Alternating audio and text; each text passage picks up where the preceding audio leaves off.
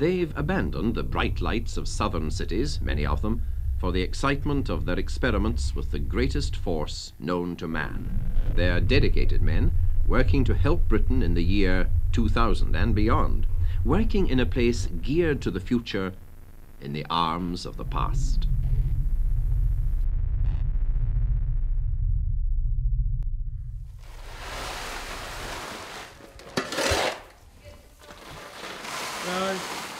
Is that engine alright? It's pretty smoky. Oh God!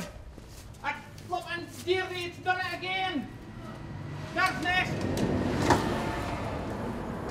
Fucking hell! Jesus!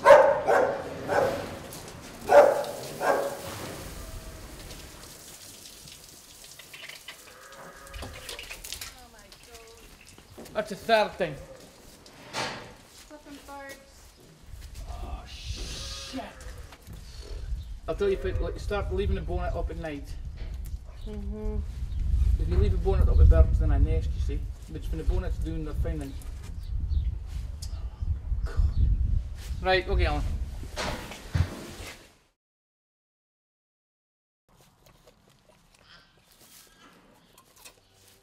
I see you. Come on. They had never heard of Dounreay until they decided to go there, to a place just on the map. A place of moody seas, of brown moors, blue lochs, dark caverns, and not suspended isolation. A place much nearer to the Arctic Circle than it is to London. And what do you think they were apologetic about? Because they knew it was so dangerous, I think. I think they knew then.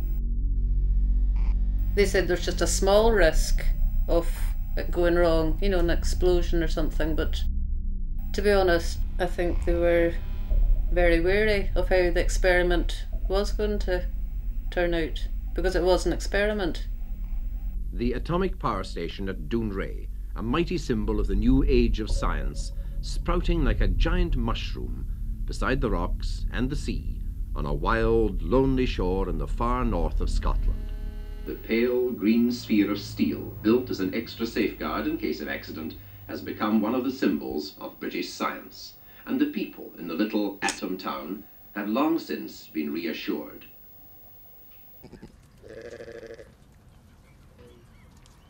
How was the crofters they heard Dounreay was going to open up? Frightened in one sense, because it was a new technology. You know, it wasn't something natural that was happening next door. It was something man-made, you know, man was trying to create energy. After, well, years of Dounreay operating and us being told how safe it is and how clean it is, so they discovered that there was contamination, which they call hotspots. Well, they stopped producing any power that they did, you know, in the 90s. The site has now been run by the Nuclear Decommissioning Authority, and their vision for the Dounreay site is for it to be a greenfield site. And there's so much developments going on round about us. It might not encourage the children to stay here and making it their home.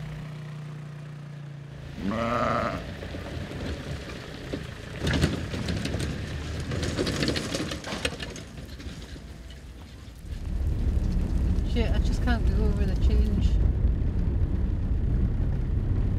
They're certainly landscaping the place to suit their own needs.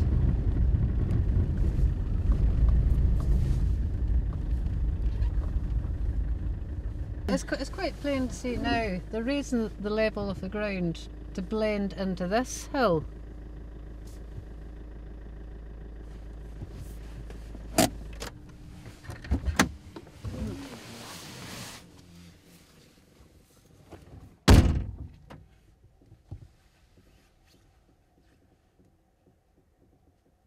That they're raising the height of the ground to help cover over the low-level waste pits that are going to be entombed on the ground here.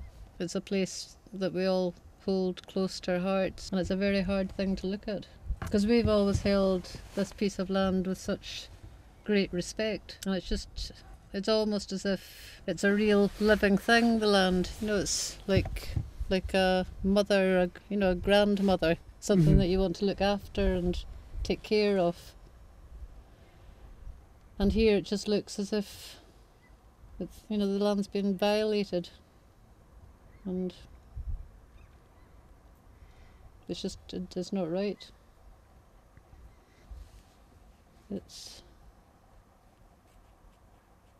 not what anybody would want in their backyard, she would say. But it's more than that. It's the fact that they know that the people here enjoy working here and go into the shore.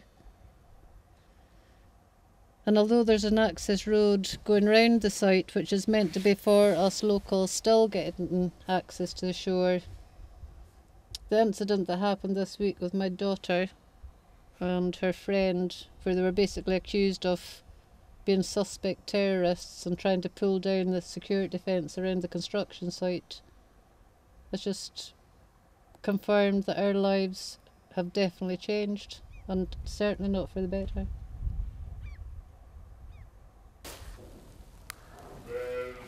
Come on, feel it. Come on, feel it. That's it. Come on, breathe. Breathe. Come on, man. Come on. Shut them up here. Yeah, here comes his brother. Yeah, see the same? I think it's just full of glutton, huh? Right. Come on, sneeze. Come on. Oh, God, Brian, you could swing it the other way. Come on, man. Very close. Yows are very protective of their young. They don't want anybody, interfering with them, really. The least contact they have with humans, the better, I would say. Well, she's distressed, because even this morning she was still bleating, so obviously she's aware, lost her lambs. I can see you're talking about the sheep and protecting the young, and I expect maybe that is what I've been trying to do, protect the environment for my young, to make it as the same as what I enjoyed. But I can't do it, that's the problem.